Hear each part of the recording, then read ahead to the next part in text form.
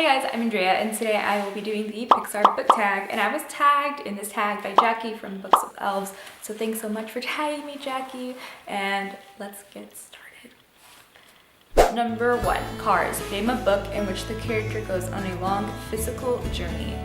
The book I'm going to be choosing is The Road by Cormac McCarthy. So I picked The Road because the road is literally a long journey between a man and his son across this kind of post-apocalyptic, burning, dying US.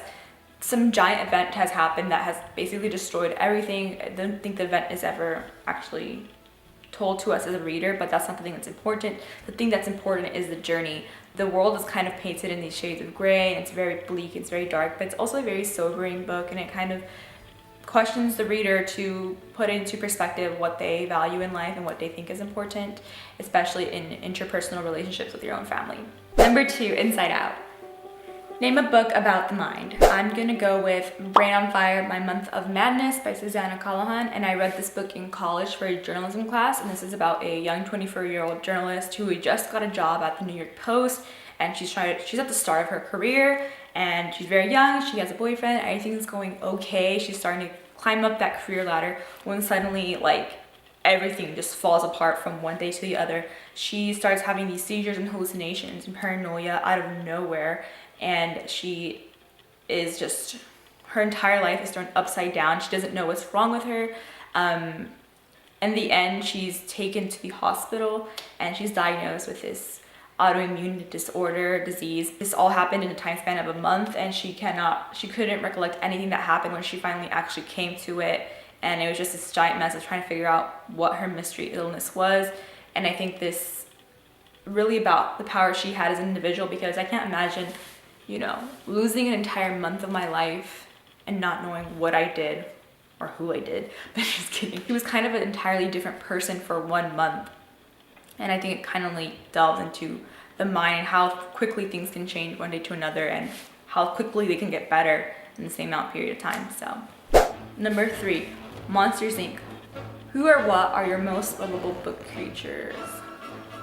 For me, I picked the direwolves from A Song of Ice and Fire because I love direwolves, and I don't know if they actually count as creatures, but I'm just gonna say they are because they aren't real. But ever since I read the first book of Game of Thrones, I wanted a direwolf. I specifically wanted Ghost, Jon Snow's giant direwolf, all white with red eyes.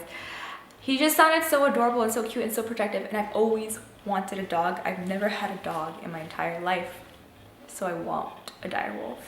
Yep, that's who I'm picking. And then every time a direwolf died in the series, it was so sad and so heartbreaking. I just wanted to rage quit the book at times when they died, because they died in horrible ways.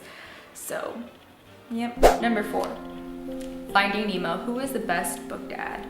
I think the father from The Road is a really great father figure. He literally goes to the end of the world for his son, but that's not who I'm gonna pick. I'm gonna pick John Van John from Les Mis, because I think he's the adopted father of Cosette and Les Mis, but he takes the role so well and he just owns up to it. Cosette kind of brings out all the best qualities of him, and he is a very good and moral character because he wants to be the best person for his daughter. So I'm gonna have to go with John Van John from Les Mis. Brave. Who is the best book mom? Well, I could say the mother from Little Women, but I'm not gonna say that. I'm gonna go with, there's this book called Esperanza Rising by Pam Munoz Ryan. And it's a story about this young girl who's from Aguascalientes, Mexico. And she's from a wealthy-ish family, but then her father dies and then everything goes to shit, basically. Her uncle tries marrying her mom, and then there's a fire, and then they're forced to escape to the US. And I'm picking Esperanza's mom because her mom really was strong and had guts, and I didn't realize this until later on in my life, because I read this when I was in elementary school, but as I grew and I reread the book, I realized how powerful of a character she really was, because her mother basically gave up her rich bougie life in Mexico to run away and get a better life for her daughter and escape from somebody that was evil. Her mother's name is Ramona, and Ramona kind of owned up to the new life she was forced into being. They became field workers during the Great Depression, and they lived in housing settlements, and they did not have a good life at all. But her mom like never once really complained at all, and I think that's a really good quality to have as a parent. Number 6, Toy Story. Book from your childhood you think every kid should read. I'm gonna go with The Velveteen Rabbit, and it was written in 1922. And if you guys don't already know, the story of Velveteen Rabbit is about a stuffed Velveteen Rabbit, and he's owned by this boy, and he's kind of led to believe that if you love something, or something loves you enough, you'll turn into a real animal. And so he notices, the stuffed animal notices how much the boy loves him, and he thinks he's real, but then he realizes he's not real. One day the boy comes down with scarlet fever, and they're forced to toss all of his toys, and the Velveteen Rabbit is in that pile of toys, and the Velveteen Rabbit just kind of just tossed aside and thrown aside, and he's sad, and he cries a real tear. And then a fairy appears and grants him his wish, and he becomes a real rabbit. So it's like happy ending at the end.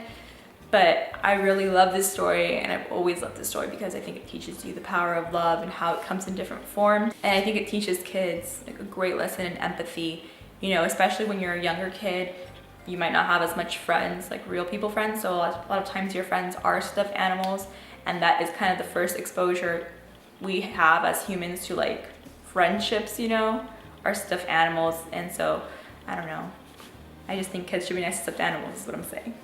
Number 7, The Incredibles. If you could have any superpower / ability, what would it be and why? If I could have any superpower / ability, I would have teleportation / telekinesis. I would love to just instantly go to my destination without having to drive, without having to wait in traffic. If I could just like snap my fingers and appear to like Fiji or like Hawaii, no airfare, no money's wasted, no gas money, no honking at annoying cars. You know how amazing that would be? Like, I want it. I would love teleportation. That's one. Telekinesis, because I would just love to move things with my mind. I'm a really big fan of Legion, the TV show Legion, and I love Star Wars. And if I could be Luke, that's it. That's all I want. I just want to move things with my mind. I want to holographically appear on battles, and I want to have a lightsaber. Yep. Number 8, Ratatouille. Name a fictional food you would want to eat. Okay, this is a real food, but I've never had it, and I never had it the way it's described in the book. I know it's a real candy. I know it actually exists, but in the book, it just sounds way more better. So I want a Turkish delight, like a real Turkish delight, the way it's described in this book. I'm sorry, but the way Edmund gets seduced by the white witch, that must have been like a really, really good Turkish delight. Like, I want that Turkish delight. And I've wanted it ever since I read this book, which was literally in the 3rd grade. So that. I also want a Wonka bar. I know those things are also real, but I want like a real Wonka bar, or basically anything in the chocolate factory. The edible grass, yes. The chocolate river, yes. Anything except for the gum. What else? Any Harry Potter food. I've had the theme park versions, but obviously I don't think they're the same. I had the Grand Feast at Universal Studios Hollywood. No. It was disgraceful to the entity of Harry Potter. Like, oh, no. So yeah, I want real Harry Potter Grand Feast food. Number 9, COCO. A book with an international setting. The Association of Small Bombs, a novel by Karan Mahajan.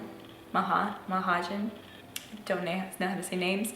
But this is a book, it takes place in Delhi, India. And there are 2 boys, they're brothers, and their friend.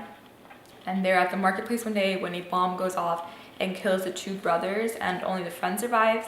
So I just started reading this book actually, so I don't know how it finishes. But so far what's happened is that the boy that survives, he has like a lot of psychological and physical after effects of what had happened to his friends, and it really messed with the psyche, and it's about him trying to, find his normal now that he's lived through a very traumatic experience. I know that as the novel progresses, he goes to America and then more characters are introduced and he's kind of interwoven with two other main stories. One's an activist and one's an actual bomb maker, I think, so it kind of just mixes and melts everything together at the end of the novel. I hope you enjoyed this video and I'll see you next time. Bye.